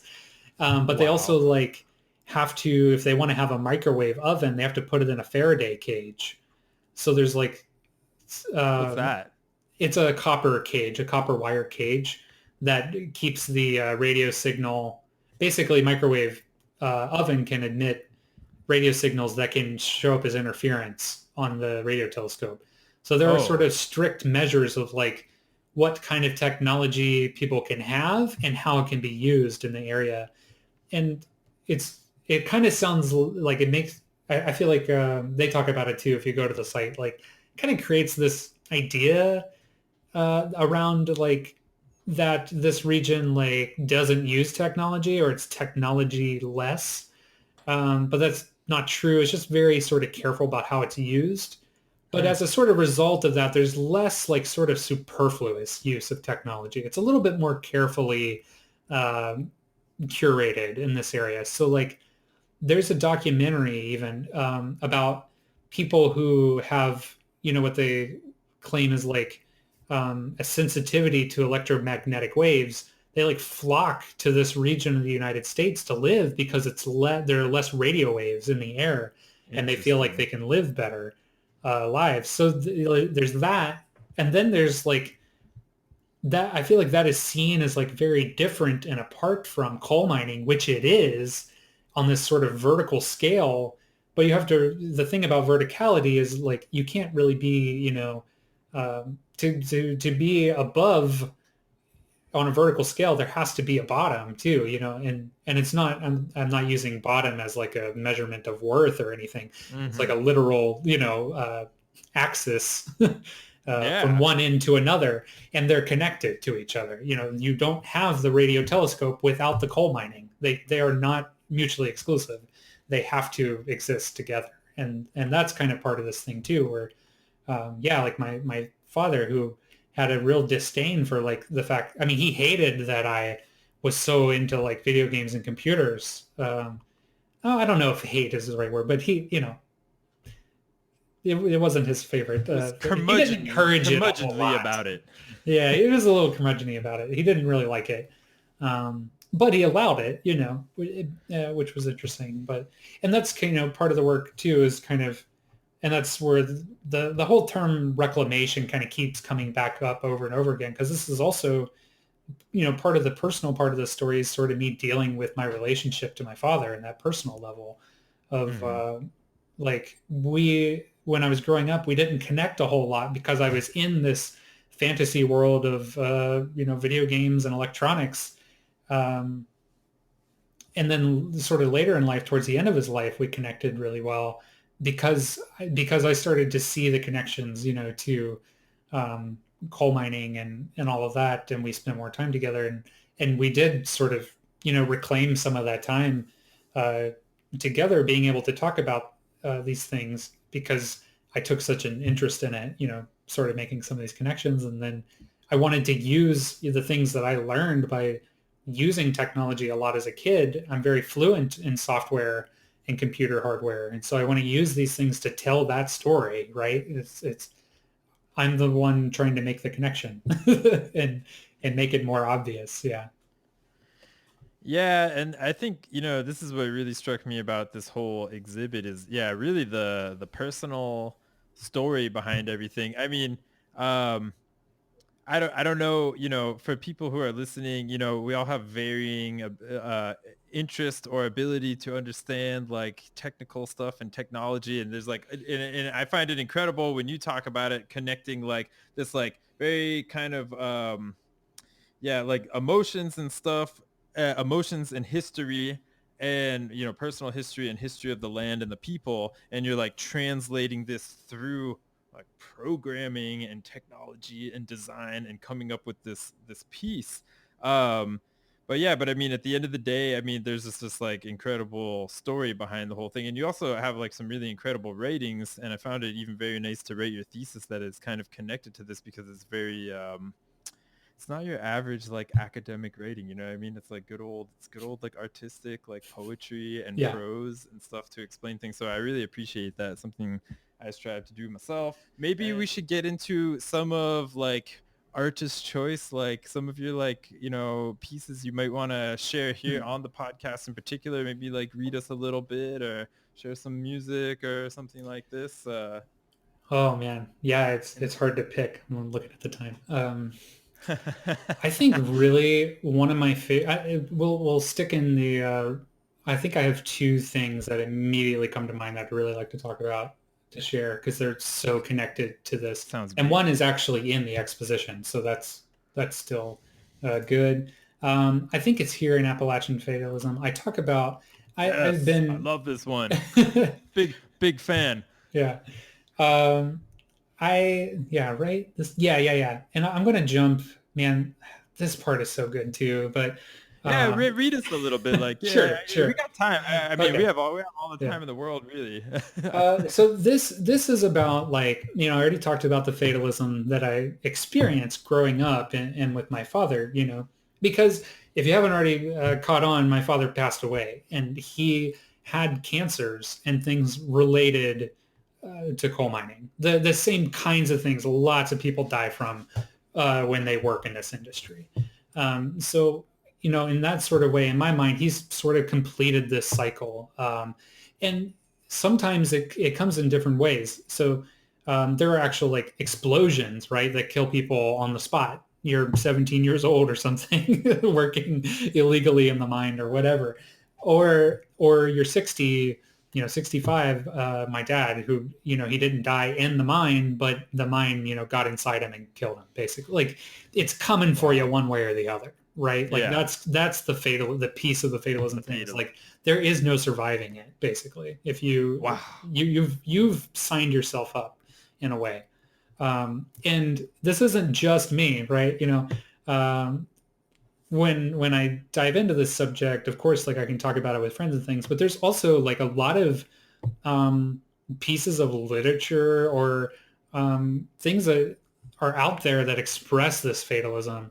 Um, One of my favorite pieces is actually, I found this on YouTube, but it was one Mm, of the first televised broadcasts from a mine explosion in Hominy Falls. And mm, this is actually connected to a piece that I'll talk about a little further down by the songwriter Gene Ritchie, who's an Appalachian treasure. And man, there's disaster ballads are like a whole nother sort of part of my research that I'm so interested in and that I have such a passion for on this subject matter. Songs that are written as record of disasters. And Jean Ritchie and Hazel Dickens are just like my lifeblood.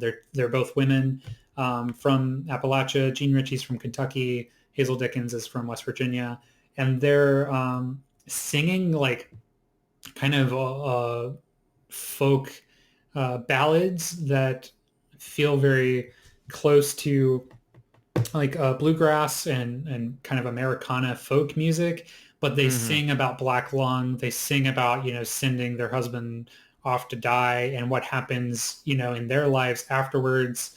It's this very like feminist perspective on what happens, aside from the miners who are most often men, because we, live in a patriarchal society. So that's, Mm-hmm. that is what it is.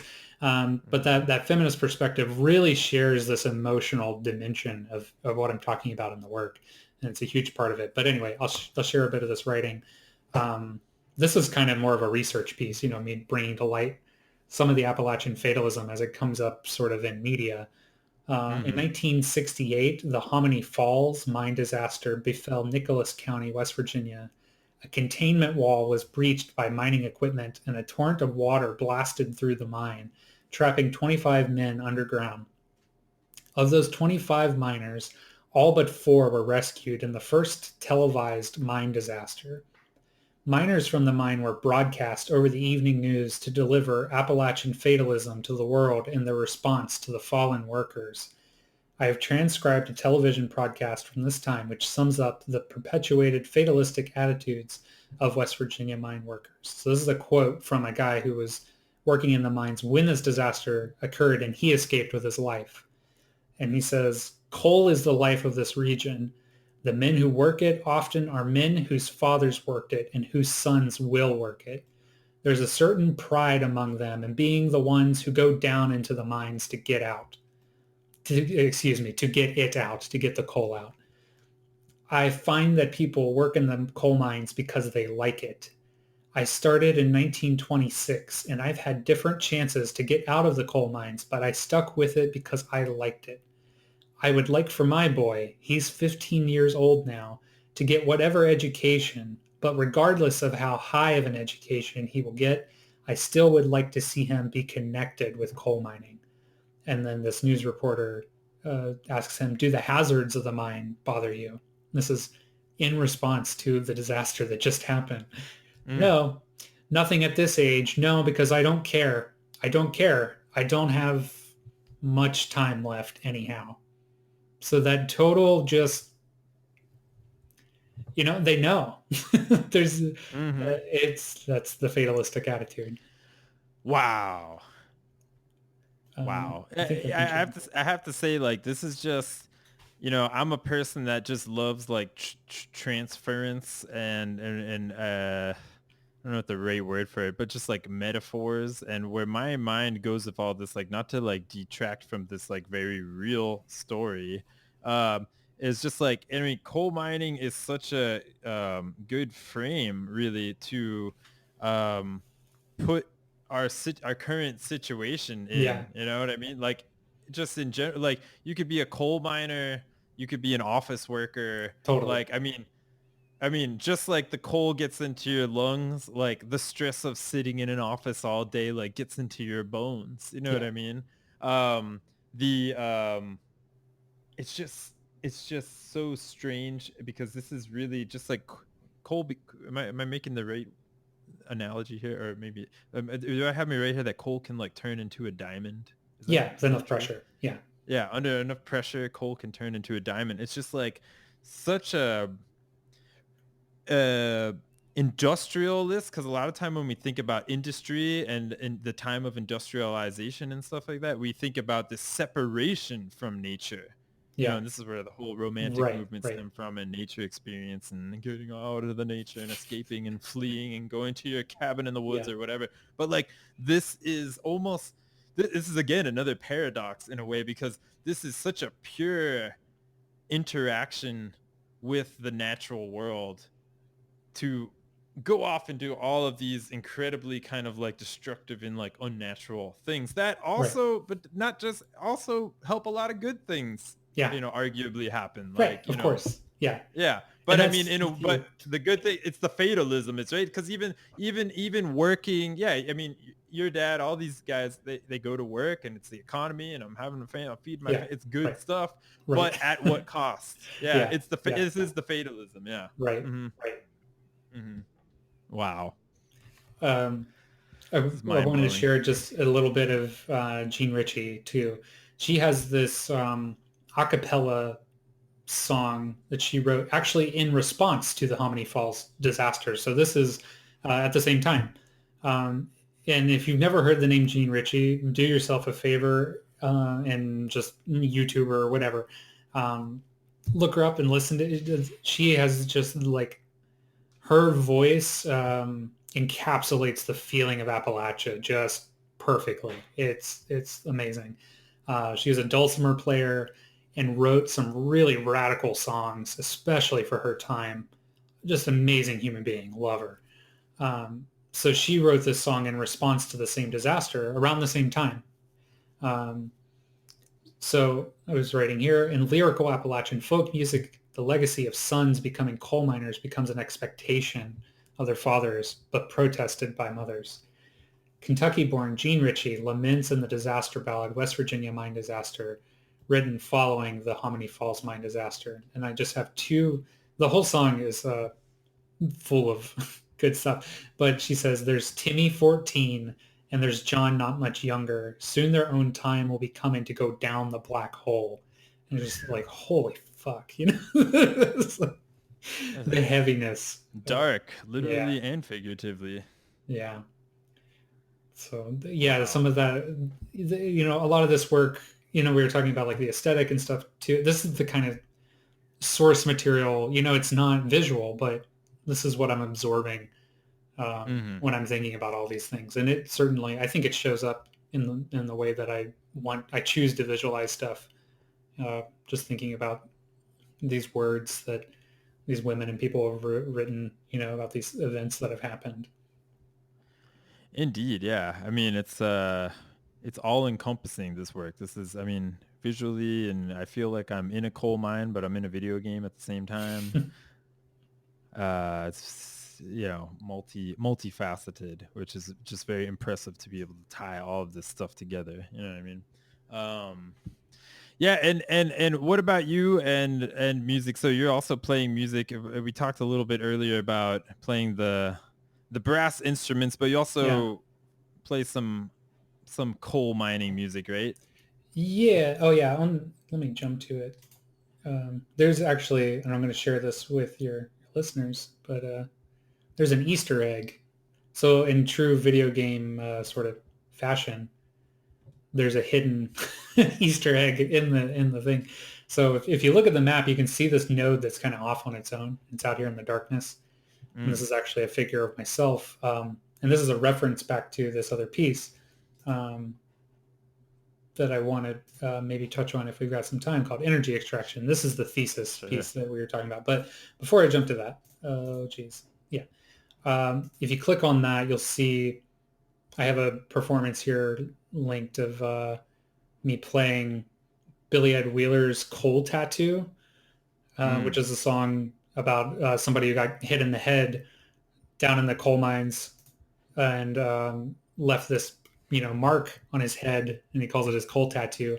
And there's that same sort of fatalism in it about it of like this person in the narrative of this song like barely escaped with their life, but they're like, I'm heading back down into the mines because that's all I want in life, kind of thing.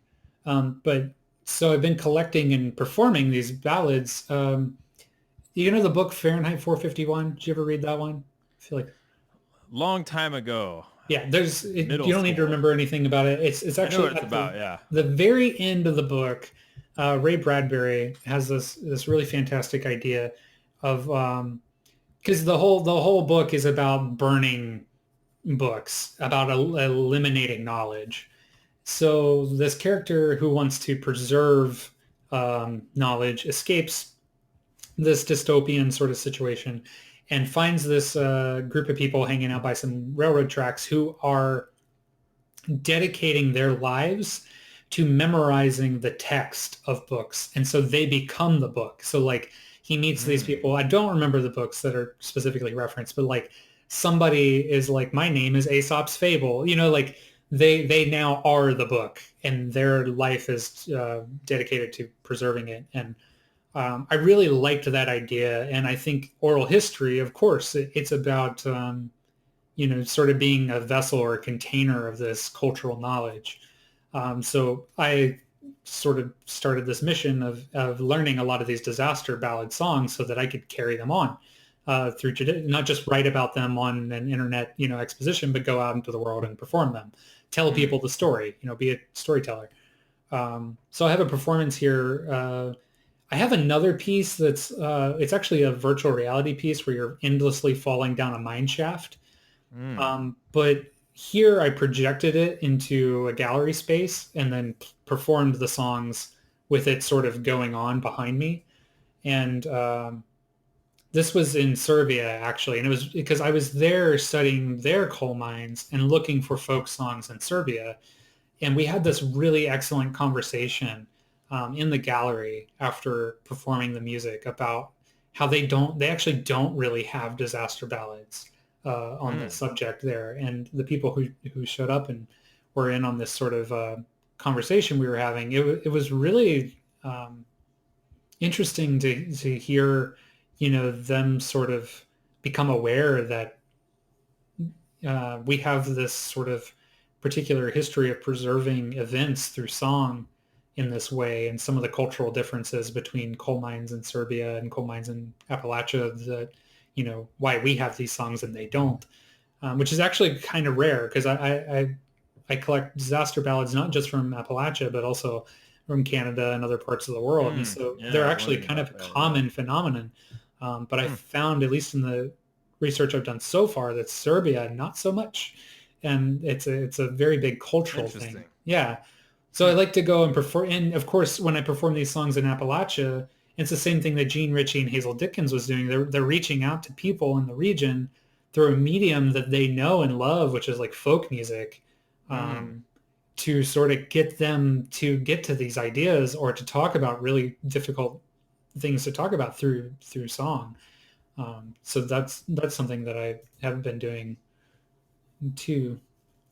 I love it. I feel like we have a whole podcast to do on disaster ballads. I would love to get, I feel like this is kind of something that I feel like, as much as this exposition has really been like the culmination of probably like 5 or 6 years worth of work behind all of it. I think disaster ballads in about 5 or 6 years, I'll have like a whole thing,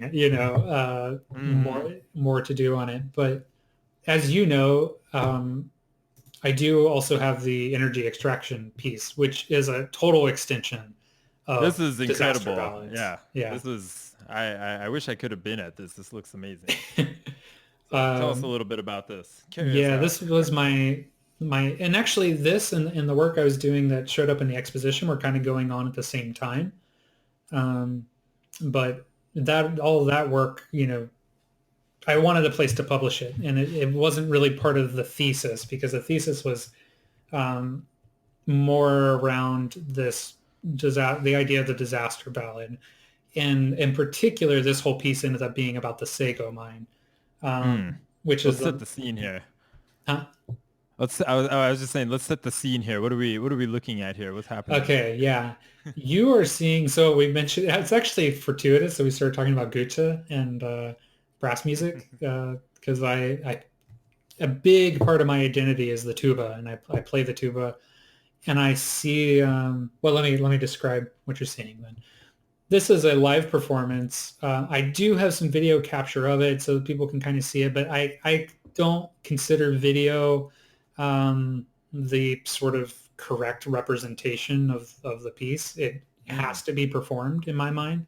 It has to be experienced. But what you see is myself. I'm embedded in the piece, wearing a red like union suit and this sleeping mask, like a gel mask that you put on your face.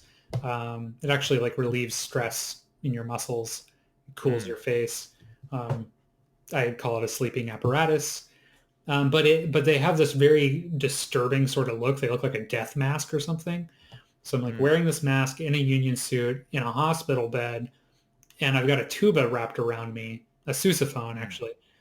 And the whole piece takes place over 30 minutes. So the visuals that we've got on screen right now is me. It's a total dark space. And pretty much the only thing you can see is me in this bed with this giant shining metal object that kind of looks like a flying saucer. Things are very kind of abstract looking in this scene. Um, and above me is this like bubble. I use like a hanging fabric and do a projection onto it that's projecting video. So there's some light and some imagery that's happening sort of in this dreamlike bubble above me. And what's happening in the performance is I'm playing for 30 minutes. I call it a nocturne. I The piece itself is just it's just about breath. So the whole thing is me blowing out a single note through the tuba, and then the sound of me breathing in. So it's kind of got this Darth Vader doom sound. Mm. I'm very much influenced by like Dope Smoker, the all the stoner metal of the past several decades. Mm. I kind of couch it. So it's a disaster ballad, but instead of being based on folk music, it's doom because it's about doom. So it's a little appropriate, right?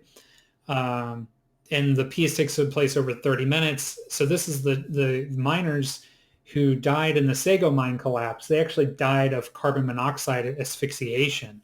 So they ran out of breath, and it takes 30 minutes for you to actually, I mean, 30 minutes is an approximation, but that's when it becomes fatal if you're Mm. trapped at certain levels of carbon monoxide. And this happens a lot in the mines when if the actual structure falling on people isn't what kills them, it's being trapped underground with no air and Mm. high concentrations of carbon monoxide. So the piece is supposed to be, um, yeah, like this almost a more literal. It's like both abstract and literal retelling of asphyxiating in a mine. But like the rest of the stuff in the exposition, I also place myself because I am not a miner, right? Like I didn't have this experience. Mm. Me as an artist, I can only express the feeling that I get, knowing about these things and sort of being, in uh, relation to them in some way. So Yeah. in the piece, I don't try to pretend that I know the experience, but I place myself, and I was really reflecting on this whole thing about breath, right? Like, and of course there are some other connections to recent the Black Lives Matter movement, being able to breathe, fucking COVID, and just how breath is such Mm. a sort of pertinent, thing when placed in sort of the context of society and who can breathe and who can't, right? And the mine workers trapped underground are another example of people who have sort of been cut off from their life force, from breath. But me, myself, in my sort of upbringing and the path I took in my privileged existence, I play the tuba, which is, uses a ton of breath, and I breathe and breathe and breathe. And it's my life force, it's just I wanted to use that sort of part of myself to talk about the lack of breath that the mine workers have in this particular situation. So there's a video there I that don't know if we'll be able to hear it. Let's see. probably not, but it's what you get is this loud. So the sousaphone is, there are no effects on it. Like I don't run it through a pedal or anything, but it is amplified. So it's coming out Mm. of a bass It's rig. very bellowy, Yeah. bellowing, bassy sound. It Yeah. shakes the whole room. Yes. The kind of, things I'm trying to conjure are like, this is like associative thinking, right? It's like kind of sounds like a big snore Mm-hmm. or like an explosion or like the Yep. earth moving or like a big Mm-hmm. truck driving by. There are kinds of, I've heard people kind of tell me different things that they hear. But if you can imagine, the sound is like a low, growly rumble. And you hear that, you hear "Bwah," for as long as I can sustain the note till my breath Mm. runs out, and then I take a deep breath in. And because it's mic'd, you hear both. You hear the in and out. So the whole thing is basically me hyperventilating the whole time. But it's very slow. The whole thing is supposed to be very drawn out and slow. And then You towards don't you the don't have you don't have a sousaphone nearby, do you? Could you I, hear what it I sounds like? don't actually. It's back in the Okay. States. I haven't gotten Okay. it here yet. Uh, you can go on the website though, and it's there. Yeah, go on the website and check it out. Or It reminded in post production, I can send you. I have an MP3 if you want to cut it in. it reminded me, I mean, it's very interesting to hear the actual artist interpretation because we don't get to hear that so often, or the purpose, because it really struck me as like watching or listening to someone like on a ventilator, Yeah, that's for sure. Yeah, in their like last breath. So that was actually how I was kind of like interpreting it. I thought maybe this is related to like your father or like all the yeah. other coal miners that like Black lung suffered puts people. suffered this Yes, no, end. that Yeah. is part of it as well. I mean, that's the kind of magic of the work. I try to create conductive work, right? That's like Mm, it's like sort of open for people to interpret in different ways, but there are also a lot of cues that kind of point you in several different directions all at once. So no, I mean that's perfect, and certainly is within the scope of what I was trying to do. Because this bed situation was exactly. I mean, my dad was bedridden for the last year of his life. yeah. For the most part, we got him up a few times, but yeah, that was like a strong image, that stuck with me, and Yeah. that experience is probably more part of this piece, the thesis work, than it is in the exposition. So this is about the Sago mine, but it is also about yeah, my father and all of that too. I was trying to get this to play a little further And on. how was that for you, just like physically or like emotionally, like or to sit there and do that for 30 minutes? Um, I would try to, because this was coming back also to some older work, like I mentioned about sleep, because I started Yeah. making these connections um, between sleep and labor and sort of the way that late capitalism has eroded sleep health. And Yeah. there's some connections there with just labor, with health in general. But Yeah. also when I was researching, so I'm going to try to jump on YouTube and see if this will load. I don't know why it's spinning out here. Usually it goes up. Um, when I was reading about the experience of carbon monoxide asphyxiation, YouTube recommendations, uh, uh, the experience was often described as falling asleep. Mm. There's oh gosh, let me share this. Hang on, I have to find it really quick. But Sago mine, Martin J. Toller, who was one of the miners who died in the Sago mine disaster. He left Mm. this note, and this is, I should have just gone on my thesis because it's there. Mm. This was a major point of inspiration for me. I mean, this crushes me every time I look at it. This was a farewell note that this miner scribbled on Oh the yeah. back of his clock-in worksheet for work when he was trapped underground. He knew he wasn't going to make it, and it's barely intelligible because it's written very scratchily on this piece of paper because he was saying goodbye. He says, "Tell all I see them on the other side. It wasn't bad. I just went to sleep. I love you, Junior." Wow. And that description Oh of my just God. falling asleep, that was kind of another, sort of major point in this work, kind of linking back to some older work that I was doing of creating this kind of dreamlike imagery with it. And, so you're asking, how I felt in it, I would try to relax and try to get on that like state of consciousness where you're just floating on being asleep. So that my breath, is like big and booming and loud and even kind of violent. But the feeling that I try to get, or the state I try to get myself into, is like a slowing down and relaxation, because I try to imagine what it's like to be drowning in carbon monoxide and being just kind of lulled into sleep. So the state of my own body is actually trying to sort of ride, big long waves of breath of relaxation. Wow. And the piece ends with the rescue attempt, right? Because the miners they're always trying to, they send in a crew to find them and pull them out.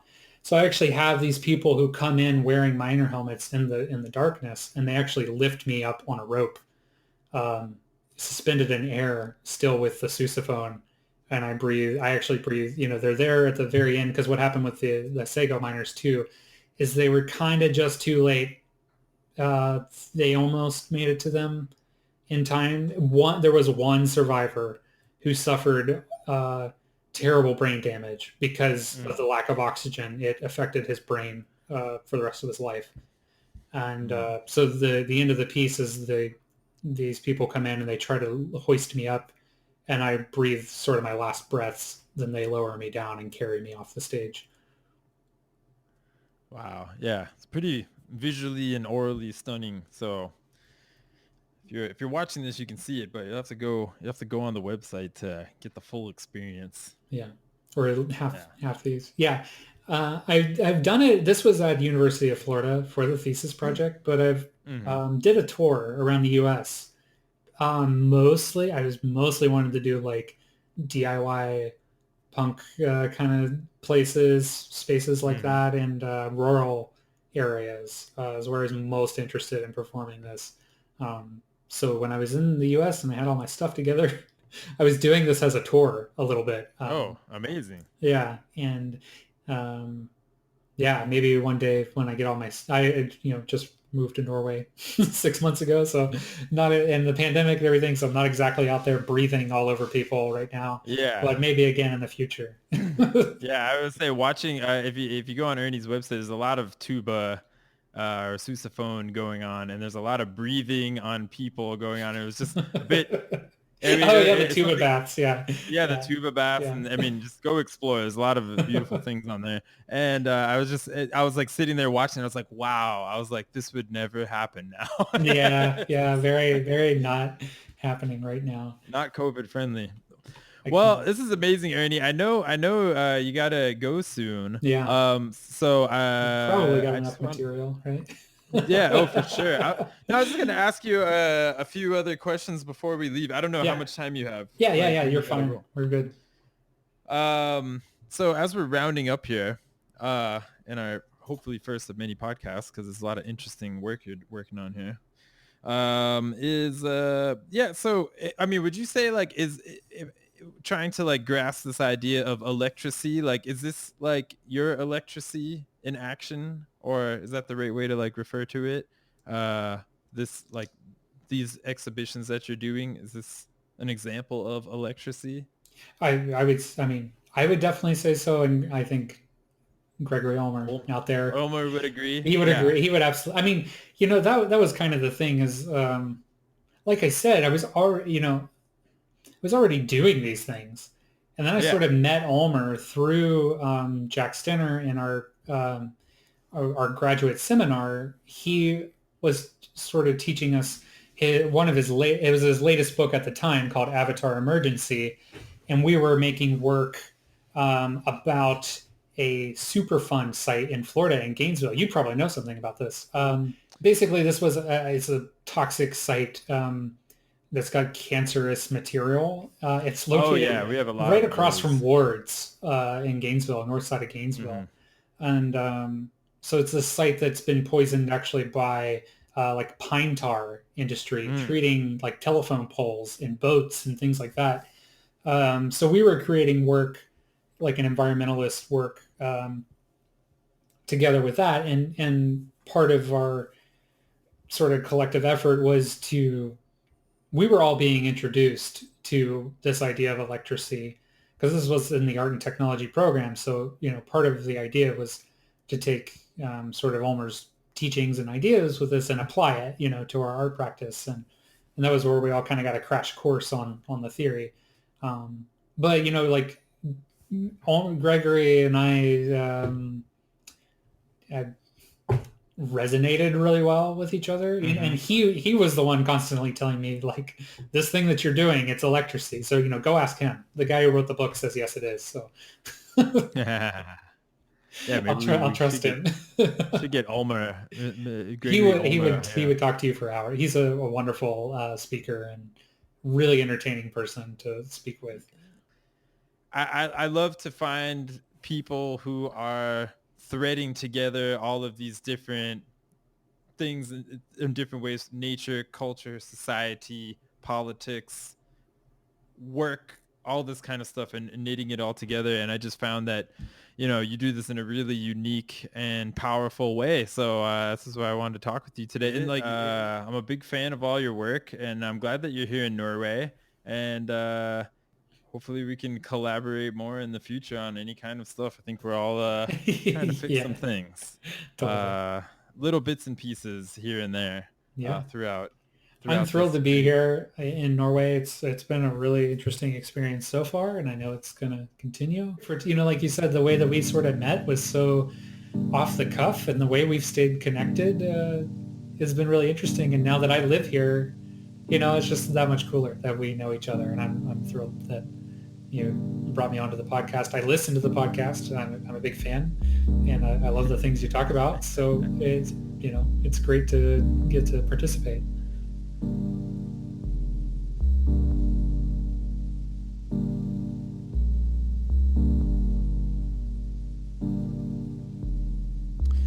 All right, everybody, and welcome back. Wow.